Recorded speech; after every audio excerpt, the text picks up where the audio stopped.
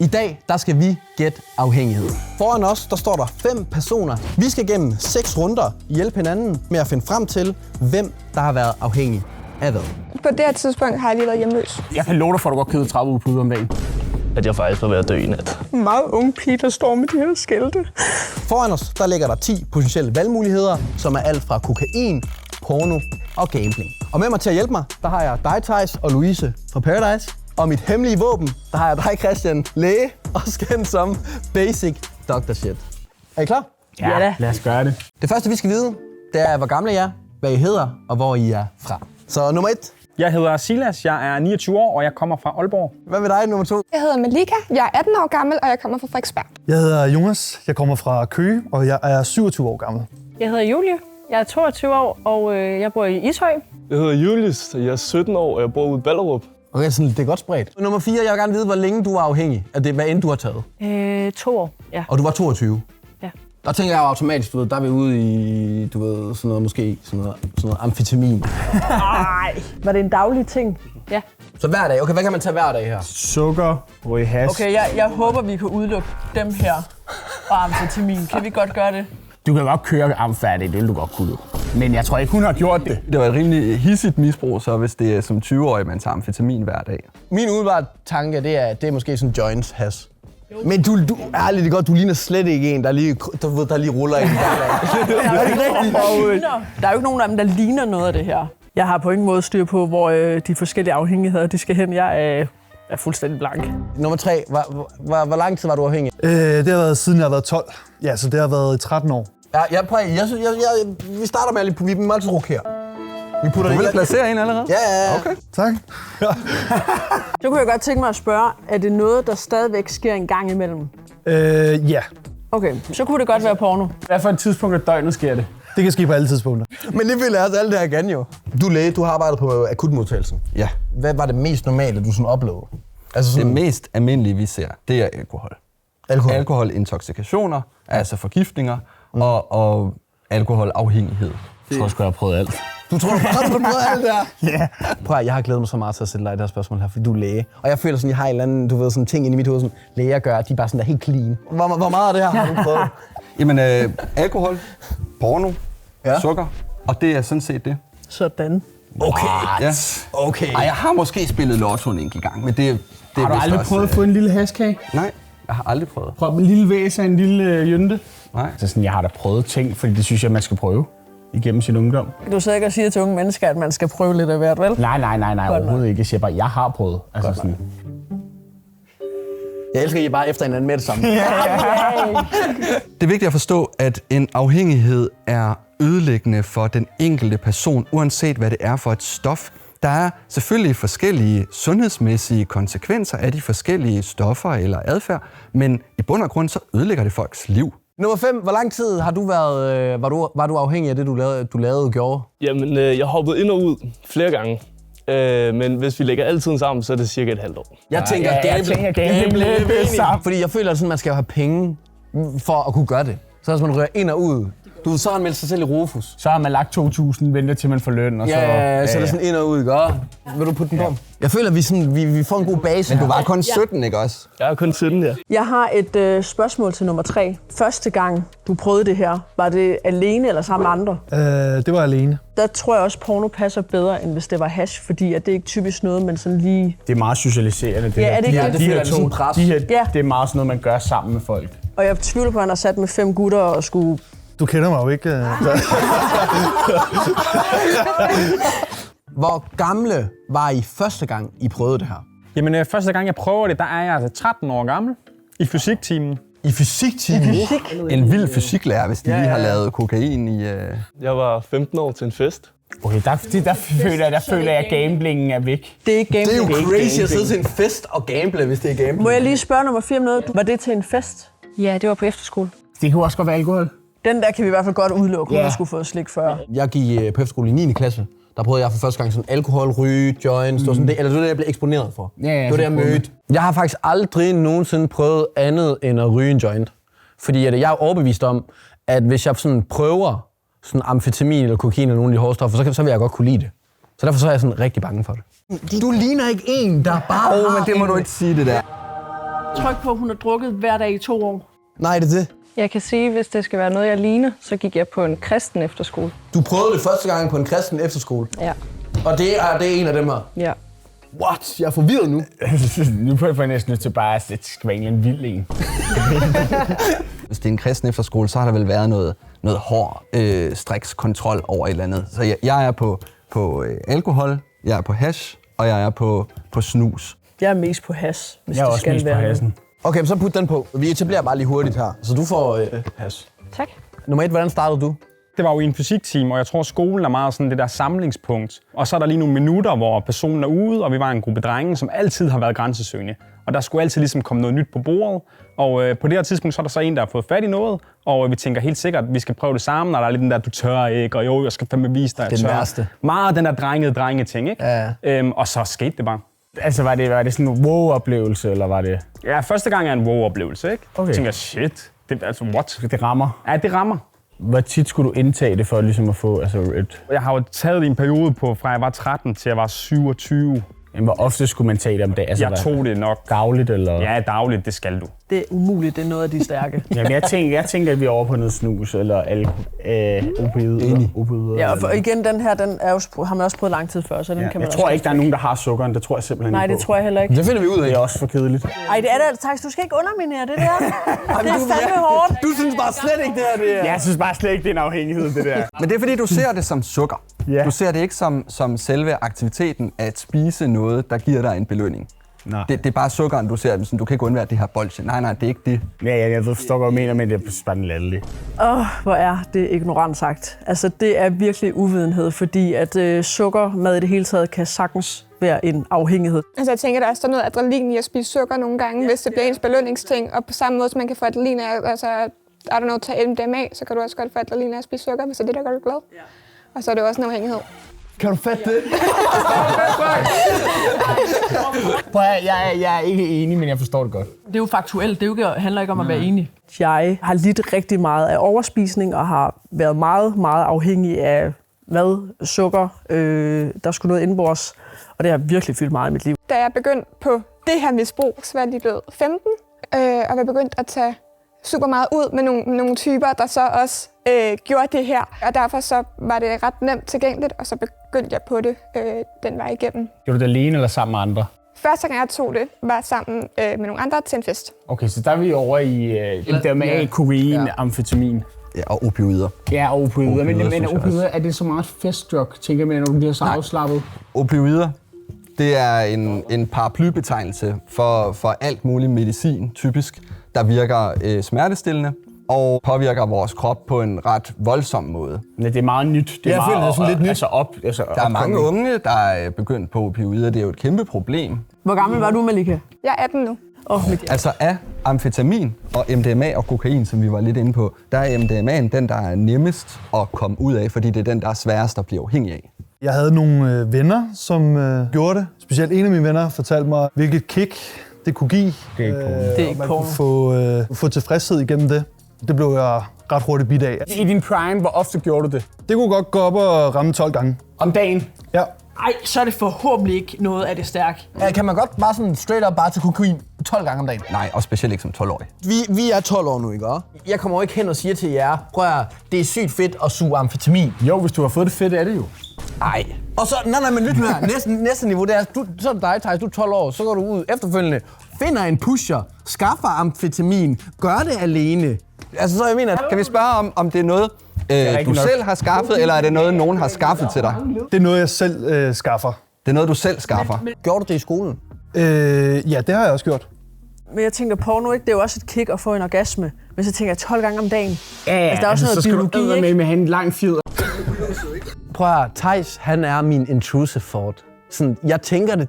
Thijs, vi alle sammen tænker det. Men du skal jo ikke sige det højt og grine af det for helvede. Det er sgu da bare lidt pinligt at sidde og sige, at man er onaneret 12 gange derhjemme på en dag. Men du behøver jo ikke at få en orgasme Nej, det er også for rigtigt. at have et misbrug Det er rigtigt. af pornografisk Det er materiale. rigtigt. Du kan du jo godt bruge tid på at se det, eller lede efter det, eller sådan, altså. Men det er i hvert fald, det er jo noget af et kick at få en orgasme. Så for mig så handler det jo om, at det er noget, jeg gør. Altså, det bliver afhængighed, fordi at jeg prøver at flygte fra de følelser, jeg har inde i mig. Jeg synes, du skal gå op og putte den på, du tror, der er dem her. Jeg synes, det skal være alkohol, så. Hvorfor prøvede du det første gang? Jeg tror, det var en blanding af, at jeg kendte nogen, der gjorde det, som sagde, at det var grineren, og at det var set ret ned på derhjemme, og jeg havde lyst til at give en stor, fed fuckfinger til mine forældre. Var det meget hyppigt i din aldersgruppe, selvom det var set ned på for ens forældre? Ja, det var det i hvert fald blandt dem, jeg kendte. Er dine forældre hardcore kristne? Min far er præst. Okay, men hvad er det mest ulovlige her, hvis hendes far er præst? Det er jo næsten porno. Ja, det føler jeg kigger også herover. Det er jo det mest ulovlige. Men prøv at høre, der er ikke nogen, der vil omtale porno som grineren. Men det er man til et eller andet klovneporno, men det tror jeg ikke på, men hvis når du ser porno, græder du så? Nej, men det skulle da ikke, det udelukker, det er da ikke enten eller, det er ikke fordi man græder eller griner, man gør forhåbentlig ingen af delene. Altså. Du minder mig bare, du ved, bare den måde, din statur, den måde du står på. Altså sådan, du er for sød til at gøre det. Ja, du var sådan efterskole med din far præst og sådan noget. Det er jo dem, der er freakies. Det handler ikke om at være freakies, det kan typisk være dem, der er mest grænsesøgende, fordi der har været for meget struktur, men ikke har fået lov til noget. Det vil jeg give dig ret i. Du får lov til at beholde den der. Så har vi gambling. Jeg begyndte jo til en fest. Det var et relativt nyt produkt i Danmark. Jeg skulle bare investere i det her produkt for mine venner. Og så startede det egentlig derfra. Godt, vi fjerner gambling. Nej, prøv lidt. Jeg synes, han teaser os lidt med det der med investering. Og hvor mange gange om dagen gjorde du det? Mange gange. Og hvad er det? Er det 5 gange eller 20 gange?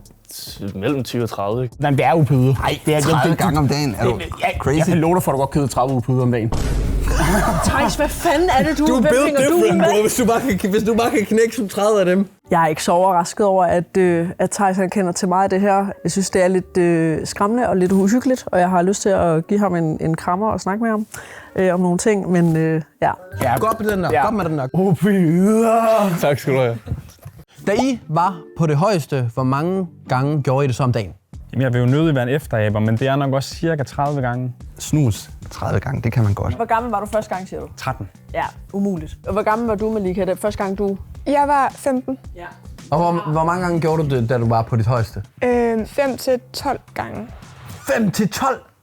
De siger jo sådan et højt tal. Jeg gik jo i 8. 9. klasse, og altså, det mindste, jeg nogensinde har fået, det er et 7-tal, men jeg fik 10 og 12 generelt, og stoppede, eller gik ud af skolen senere hen med et snit på 11,2. Fuck, du har bare været locked in. Altså, Du har bare siddet hjemme. og så bare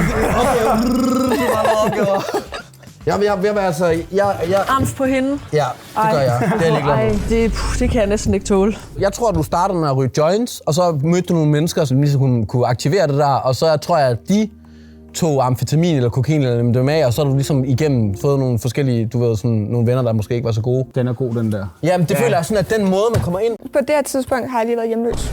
Nej, og så suger du altså. Jeg synes, det er godt, at vi placerer hende i en lidt hård kategori, så det passer jo også, hvis det er, at det har været nogle hårde omstændigheder, du har været under og haft mulighed for at komme i nogle miljøer, der har haft lidt hårdere stoffer op på bordet, ikke også? Skal vi få lagt den her på? Ja, det er en fucking god runde der.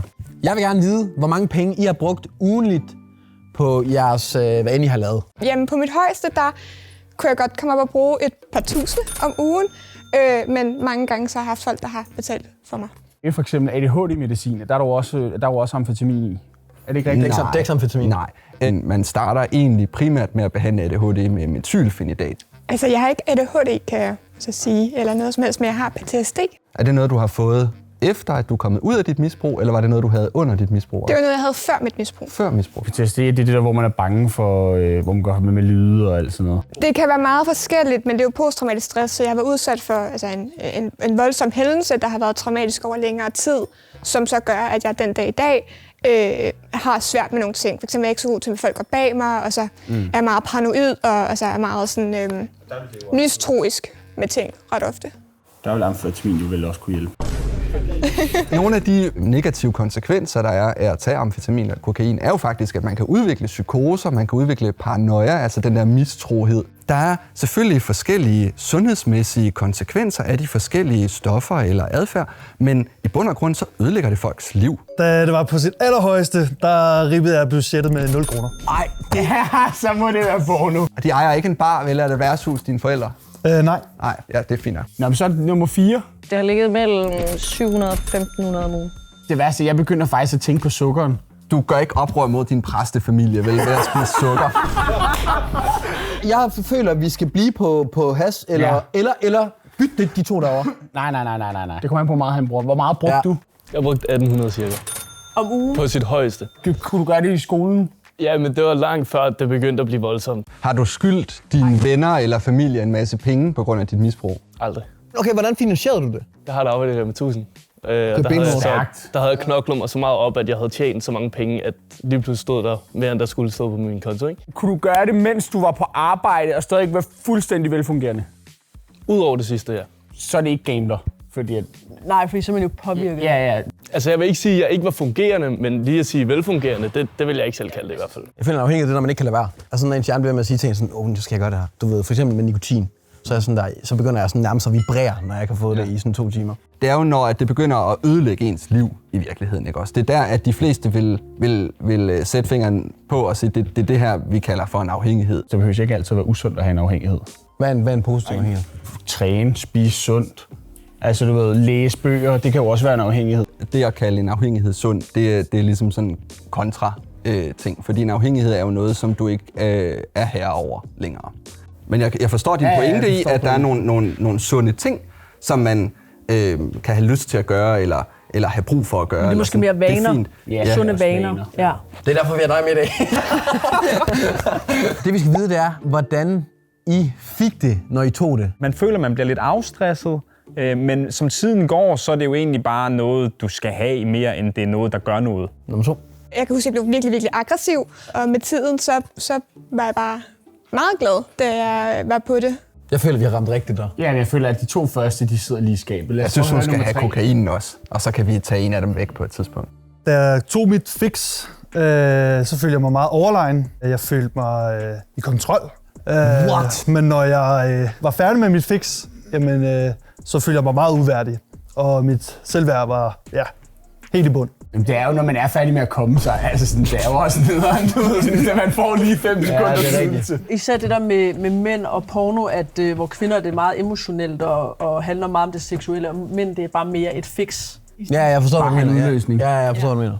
Men hvad med dig, nummer 4? Generelt fik jeg en god følelse. Jeg tror også, at det har hængt lidt sammen med, hvad for nogle følelser jeg har prøvet at dulme. Så det har både været, at jeg fik det virkelig fedt, og jeg blev ked af det, og jeg blev meget aggressiv. Nu bliver jeg endnu mere forvirret. Det kunne også være alkohol. True, alkohol, det bliver du sådan, der er du op og støde, når du er til fest. Men man bliver da ikke aggressiv af at ryge en joint. Det er der fandme nogen, der kan. Der er fandme nogen steder. Er der det? Det er her, dæmonerne kommer frem. Skal vi give hende begge så? Og så lige finde ud af det. Ja. Du får lige begge. Jeg tager det hele. God kombi, værsgo. Nu har jeg fortalt lidt omkring, du ved, sådan, hvornår I tog det og sådan noget. Men hvordan havde I det i kroppen, når I ikke tog det? Hvis jeg var i en situation, hvor jeg ikke kunne få fat i det, og hvor jeg vidste, at jeg ikke kan, altså fysisk umuligt at få det, så havde jeg det virkelig nederen. Sådan helt rastløs og bare ubehageligt i min krop, sådan lidt ængstelig. Det er nikotin. Det er sådan, jeg har det nu. Det er sådan, Hvad med dig? Jeg tror, jeg var rigtig nederen at være sammen med, fordi jeg synes, at alle andre var nederen over, at de ikke forstod, at jeg gerne ville finde det. Altså, jeg kunne godt finde på at forlade mit arbejde i frokostpausen for at finde det, så det var klar til, når jeg skulle hjem. Hvad arbejder du med? Jeg var mellemleder på et lager. Var der alkohol på dit lager? Nej.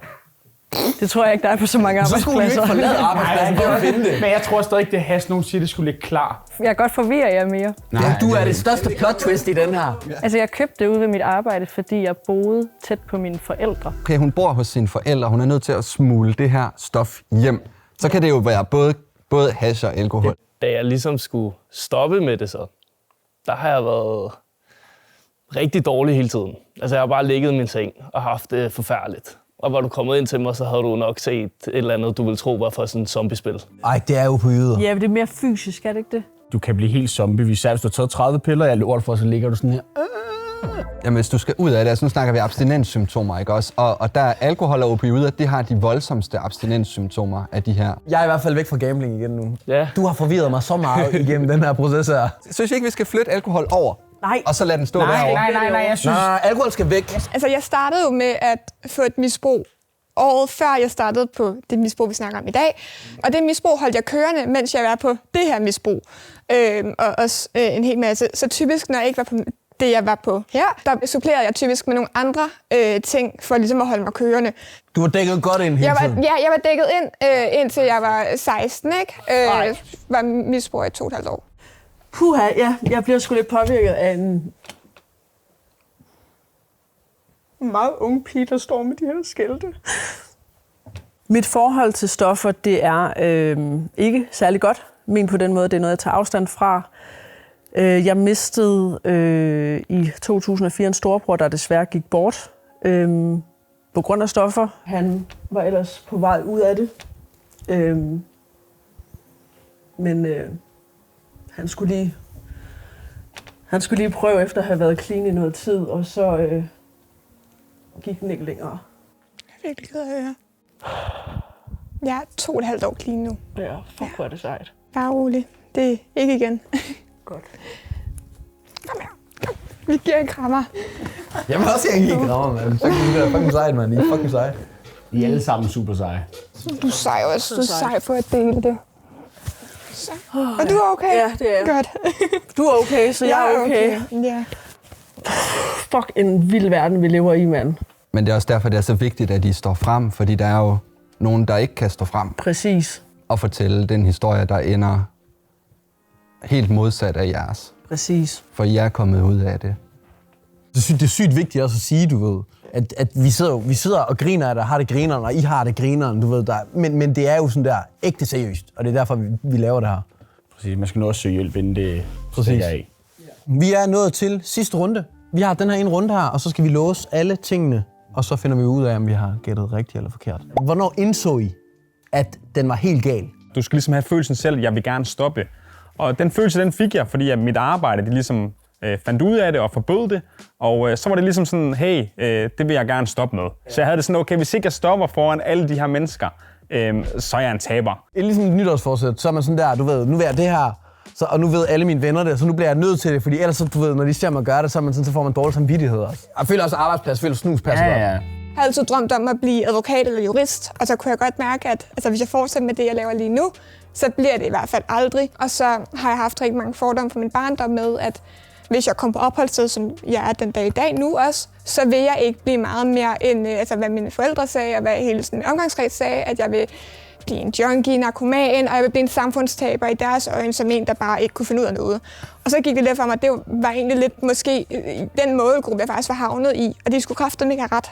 Og så var jeg jo startet på sociale medier og havde fået relativt mange følgere, som jo så begyndte at se rigtig meget op til mig, og så kunne jeg ligesom godt se, der var ligesom også en anden vej, hvor jeg kunne hjælpe nogle andre, og så, ja. Ej, du er benhård. Du er benhård. Tak. Så jeg tror stadig, det er amfetamin, den er jeg sikker på. Jeg tror også, det er kokain, men det er noget, hvis det er bedre end amfetamin, der er bare et eller andet, der siger, Jamen, det er for dyrt. kokain. Loki der stod der på ham. Jamen, det er også det. Du ved mere om det, sådan ren... Det tror jeg 100 på, det er amfetamin. Skal vi tage den så? Ja. Okay, den er lagt ind. Allerede som 14-årig, der har et arbejde i Bonbonland, hvor at jeg ikke kan lade være med at gøre det her. Og det er ikke, fordi jeg har lyst, men det er simpelthen bare, fordi jeg kan lade være. Min hjerne siger til mig, at jeg skal gøre det. Ej, det er sindssygt, men pornoafhængighed i Bonbonland. Altså, det er jo for sindssygt. Det er for vanvittigt. Det er sindssygt ubehageligt, og man føler sig sindssygt uværdig, når man står der på sit arbejde. Jeg tror, vi har rammet rigtigt. Jeg tror også, vi har 100%. rigtigt. Det er ikke noget, der bliver snakket særlig meget. Nej, præcis, du ved, så jeg synes, det er fucking sejt, at du står frem med det, fordi jeg tror ikke, der er mange der forbinder det der med en afhængighed. Theis, det første han sagde i dag, det var, han vidste ikke engang, at man kunne være afhængig af porno, og det tror jeg også, der er rigtig mange, der ikke ved. Så det der med at få forklaret, hvad det egentlig er sygt vigtigt. Sukker og porno havde jeg ikke tænkt på en afhængighed på den måde, som jeg er blevet præsenteret for det i dag. Jeg tror, for mig har det altid virket lidt forbudt, grundet min opvækst. Så havde jeg en nyere veninde, og så var der en aften, hvor hun sagde til mig, at jeg opførte mig som en fucking idiot, og jeg skulle ikke snakke til hende, hvis jeg blev ved med at tage mit fix. Og det overraskede mig meget, at der var nogen, der havde set det, for jeg troede, jeg gemte det virkelig godt. Og så fandt jeg ud af, at der i flere år var folk, der havde synes, det var meget voldsomt brug af det stof. Jeg tror, vi har ramt rigtigt. Jeg tror altså også, vi har ramt rigtigt. Wow, jeg kan ikke placere dig. Nej, nu ja, vi bliver på plante-emoji. Vi logger den ind på plante-emoji. Ja, jeg skal vi kalder det nu. Vi låser has. Mit wake-up call, det var, at jeg havde vendt min døgnrytme ret meget efter min chef og begyndte at finde ud af, at jeg tog mit fix. Jeg havde heller ikke nogen vagter i Rema på det tidspunkt, indtil jeg var stoppet helt. Altså, der var jeg også i behandling med misbrugscenter, og min mor vidste, og alle vidste basically, ikke? Men der vågner jeg om aftenen, jeg går ud og tager noget at spise, lægger mig ind på min værelse, og så tager jeg mit fix, som er sådan rimelig hurtigvirkende. Så falder jeg i søvn med mad i munden. Så vågner jeg op morgenen efter til min mor, hun sidder med mit fix i hånden, og så græder og fortæller mig, at jeg faktisk var ved at dø i nat. Ganske forfærdeligt. Ja, men det er jo en voldsom historie. Fordi at hvad, du kunne blive kvalt i det. Altså sådan, du kunne blive kvalt. Var en del af dit wake-up call også det her med at se din mor? Det må jo have været fuldstændig... Det gjorde lidt mere ondt at se hende sidde på den måde. Det man kalder for hjerteskærende nærmest, ikke? Så der tager man også sit liv seriøst. Jamen, jeg synes også, vi lukker den der. Ja, I gør? Ja. Jeg synes, vi har fundet 5 gode, 5 rigtige. Vi er låst, er vi enige? Ja, vi ja, er låst 100. her. Okay, nummer 1 har vi gættet rigtigt. Yes. Ja, jeg synes, vi giver simpelthen godt gået, mand. Jeg synes, det er fucking nice. Vi rammer den første. Det er 1 ud af 1. Nu skal vi altså bare fortsætte den her steam, så tager vi dem alle sammen i et råb. Så nummer 2 har vi gættet rigtigt. Please sig ja. Vi har kugget så hårdt der. Nej! What? Om hun har været på det ene eller det andet af det her, jeg synes, det er fucking sjovt lige meget været, så selv hvis vi havde ret, havde jeg også været mega nederen. Okay, nummer 3 har vi gættet rigtigt. Sindssygt, du tager så frem. Fuck, hvor er du sej, Jonas. Sindssygt. Ja, det er mega Fuck, sejt. hvor er du sej, mand. Nummer 4 har vi gættet rigtigt. Nej. Kæft, hvor er vi dårlige. What? Kan man få et second guess? Nummer 5, hvis det her ikke er rigtigt, ikke også, så er det crazy. Men har vi gættet rigtigt? Nej. What? Altså, det er så træls. Vi rammer også den sidste forkert, og den her, den var sgu sådan lidt et fedt for mig, fordi at det her opioider har jeg aldrig hørt om før. Det er the name of the game, og så må man skulle bare være bedre en anden gang, men det er fandme sløjt, vi kun har fået 2 ud af 5, synes jeg. Jeg er meget skuffet over mig selv, men jeg har det næste gang. I skal lære, at I ikke skal lytte til Theis, og I skal lytte mere til Louise og doktoren og lægen, fordi det er rigtigt nok, det var kokain. Nummer 4, hvad er det rigtige? Alkohol. Var det alkohol? Hvad er den sidste? Den vil jeg gerne vide nu. Du er det største spørgsmålstegn i mit liv nu. Jamen, så hvis du bare giver mig den der. Ja, han er på hash. Jamen, det skal siges, at det hedder ikke bare hash, som man går ud og køber det på gadeplanen. Det er faktisk de puffbars, hvor det indeholder væske med hash i. Det har jeg aldrig prøvet, det har jeg glemt fandtes. Det snyder også bare totalt meget, ikke også med den sådan syntetiske THC, ikke også? Jeg blev engang pistestet, fordi at jeg blev fundet på gaden. Der var ikke noget hash i mit blod. Altså, der var andre former for stoffer, så det er ikke hash, der er i dem heller. Og det var det nye i Danmark? Det var det nye, som jeg havde trigget mig selv til at tro, at jeg sad og røg hash hver dag. Men du sad og røg et eller andet, du ikke vidste, hvad var? Ja. Men det er det, der er det farlige ved What den der. the fuck? Grunden til, at noget af det her er lovligt i Danmark, er fordi, at de stoffer, der er i, er så mystiske, at de slet ikke er klassificeret endnu. Det er bare nogle stoffer, der ligner cannabis, THC, men det er det slet ikke, og de påvirker receptorerne på en helt uforudsigelig måde. Vi var dårlige i dag. Ja, vi var rigtig dårlige. Nej, jeg synes hvis vi nu havde kadystet mod hinanden, så havde det måske set anderledes ud resultatet. Men ellers er jeg enig med dig. 2 ud af 5 rigtige. Tusind tak, fordi I så med.